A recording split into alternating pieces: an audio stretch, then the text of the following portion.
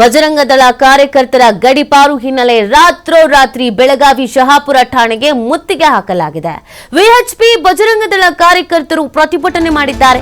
ನಿನ್ನೆ rowdy ಶೀಟರ್ಗಳ parade ಅನ್ನ ಮಾಡಿದ್ರು ಎಡಾಮಾಟಿ. Criminal ಗೂಂಡಾಗಳನ್ನ ಗಡಿಪಾರಿಗೆ ಸೂಚಿಸಿದ್ರು commissioner.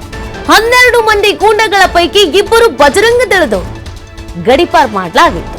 ಶ್ರೀರಾಮಕೋಟೆ ಮನೋಜ್ ಹಲಗೇಕರ್ ಗಡಿಪಾರಿಗೆ ಆಕ್ರೋಶ ವ್ಯಕ್ತವಾಗಿದೆ. ಪೊಲೀಸ್ ಠಾಣೆ ಮುಂದೆ ಪ್ರತಿಭಟನೆ ಮಾಡಿ ಆಕ್ರೋಶವನ್ನು ವ್ಯಕ್ತಪಡಿಸಲಾಗಿದೆ. ನಿನ್ನೆ ರೌಡಿ ಶೀಟರ್ಸ್ಗಳನ್ನೆಲ್ಲರನ್ನ ಕರೆಸಲಾಗಿತ್ತು, ಪೆರೇಡ್ ಮಾಡಲಾಗಿತ್ತು. ನಾರ್ಮಲ್ ಆಗಿ ಅದು ನಡೆಯುವಂಥದ್ದು. ಈ ಸಂದರ್ಭದಲ್ಲಿ 12 ಮಂದಿ ಗೂಂಡಗಳ ಪೈಕಿ 2ರನ್ನ ಗಡಿಪಾರು ಮಾಡಿ ಅಂತ ಹೇಳಲಾಗಿತ್ತು. ಆ 2 ಏನಿದ್ದಾರೆ ಅವರು ಬಜರಂಗ ದಳದವರು. ಶ್ರೀರಾಮಕೋಟೆ ಮನೋಜ್ ಹಲಗೇಕರ್ ಇವ್ರನ್ನ ಯಾಕೆ ಗಡಿಪಾರು ಮಾಡಿಸಿದ್ರಿ ಅಂತ ಈ ಪ್ರತಿಭಟನೆ, ಈ ಹೋರಾಟ, ಈ ಪೊಲೀಸರ ವಿರುದ್ಧವಾಗಿ ಹೋರಾಟವನ್ನು ಮಾಡಿರೋದು. ರಾತ್ರಿ ಇಡೀ ಸಿಕ್ಕಾಪಟ್ಟೆ ಹೈಡ್ರಾಮಾ ಸೃಷ್ಟಿಯಾಗಿತ್ತು. ಪೊಲೀಸರ ವಿರುದ್ಧವೇ ಪ್ರತಿಭಟನೆ ಮಾಡಿರೋದು. ರಾತ್ರಿ ಪೊಲೀಸ್ ಸ್ಟೇಷನ್ ಹತ್ರ ಬಂದ್ಬಿಟ್ರು. ಹೆಂಗ್ ನೀವು ನಮ್ಮ ವಿಎಚ್ಪಿ ಬಜರಂಗ ದಳದ ಕಾರ್ಯಕರ್ತರನ್ನ ಈ ರೀತಿಯಾಗಿ ಮಾಡ್ತೀರಾ, ಗಡಿಪಾರು ಮಾಡ್ತೀರಾ, ಅಂತದ್ ಏನ್ ತಪ್ಪು ಮಾಡಿದ್ದಾರೆ ಅವರು ಅಂತ ಪ್ರಶ್ನಿಸಲಾಯಿತು.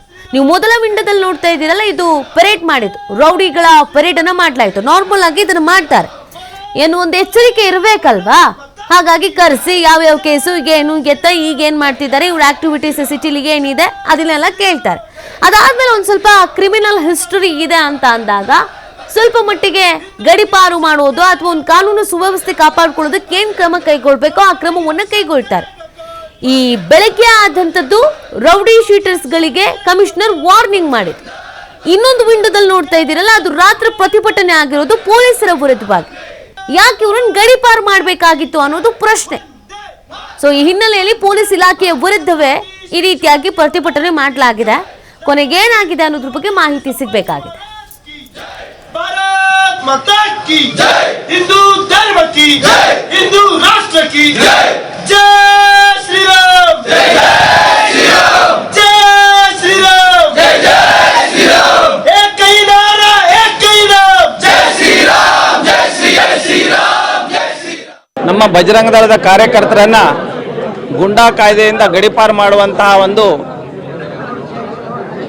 ಒತ್ತಡವನ್ನ ಸರ್ಕಾರದ ಏನು ಇವತ್ತಿನ ಕಾಂಗ್ರೆಸ್ ಸರ್ಕಾರ ಇದೆ ಅದು ಒತ್ತಡ ತಂದ ಪರಿಣಾಮವಾಗಿ ಪೊಲೀಸರು ಅನವಶ್ಯಕವಾಗಿ ಅವರ ಮೇಲೆ ಕಾನೂನು ಕ್ರಮ ಕೈಗೊಂಡಿದ್ದಾರೆ. ಅದಕ್ಕಾಗಿ ಬಹುದೊಡ್ಡ ಪ್ರಮಾಣದಲ್ಲಿ ನೂರಾರು ಸಂಖ್ಯೆಯಲ್ಲಿ ಬಜರಂಗ ದಳದ ಕಾರ್ಯಕರ್ತರು ಇದನ್ನು ನಾವು ಪ್ರತಿಭಟನೆ ಮಾಡಿದ್ದೀವಿ. ಅವರು ಕಾನೂನಾತ್ಮಕವಾಗಿ ನಾವು ಉತ್ತರ ಕೊಡ್ತೇನೆ ಅಂತ ಹೇಳಿದ್ದಾರೆ. ನಾವು ಅದಕ್ಕೆ ಕಾನೂನಾತ್ಮಕವಾಗಿ ಉತ್ತರ ಕೊಡ್ತೀವಿ. ಇನ್ನು ಮುಂದೆ ಇವತ್ತು ನಮ್ಮ ಬೆಳಗಾವಿನಲ್ಲಿ ಬೇಕಾದಷ್ಟು ಬೇರೆ ಬೇರೆ ರೀತಿಯ ದರೋಡೆ ಮಾಡಿದವರಿದ್ದಾರೆ, ಕೂನ್ ಮಾಡಿದವರಿದ್ದಾರೆ. ಅಂಥವ್ರನ್ನೆಲ್ಲ ಬಿಟ್ಟು ಬಜರಂಗ ದಳ ಕಾರ್ಯಕರ್ತರ ಮೇಲೆ ಈ ರೀತಿ ಬಹುದೊಡ್ಡ ಪ್ರಮಾಣದಲ್ಲಿ ಗುಂಡಾ ಕಾಯ್ದೆಗಳನ್ನು ಹಾಕೋದು, ಬೇರೆ ಬೇರೆ ಕಾನೂನನ್ನು ಹಾಕಿ ಅವರ ಧ್ವನಿಯನ್ನು ಅಡಗಿಸುವಂತಹ ಕೆಲಸ ನಡೀತಾ ಇದೆ. ಅದನ್ನು ನಾವು ಬಲವಾಗಿ ವಿರೋಧಿಸ್ತೀವಿ. ಇನ್ನು ಮುಂದೆ ಯಾವುದೇ ರೀತಿಯಿಂದ ನಮ್ಮ ಬಜರಂಗ ದಳದ ಕಾರ್ಯಕರ್ತರು ಹೆದರುವಂಥ ಅವಶ್ಯಕತೆ ಇಲ್ಲ. ನಾವು ನಿಮ್ಮ ಹಿಂದಿದ್ದೀವಿ ಹೇಳುವಂತಹ ಒಂದು ಕರೆಯನ್ನು ನಾವು ಕೊಡ್ತೀವಿ. ಇಂಥ ಸಂದರ್ಭ ಬಂದಾಗ ಮನೆ ಬಿಟ್ಟು ಹೊರಗೆ ಬರಬೇಕು. ಒಂದು ನಾವು ನ್ಯಾಯಕ್ಕಾಗಿ ಮಾಡಬೇಕು. ನಾನು ಎಲ್ಲ ವಕೀಲರಲ್ಲೂ ವಿನಂತಿ ಮಾಡ್ತೀನಿ, ಯಾವುದೇ ಹಿಂದೂ ಕಾರ್ಯಕರ್ತರಿಗೆ ಅನ್ಯಾಯ ಆದಾಗ ಹೊರಗೆ ಬಂದು ಅದನ್ನು ಸರಿ ಮಾಡುವಂಥ ಪ್ರಯತ್ನ ಆಗಬೇಕು. ಹೇಳಿ, ಏನು ಕಾರಣಕ್ಕೆ ಅದು ಕಾರಣ ಅವ್ರಿಗೆ ಗೊತ್ತು. ನಾವೇ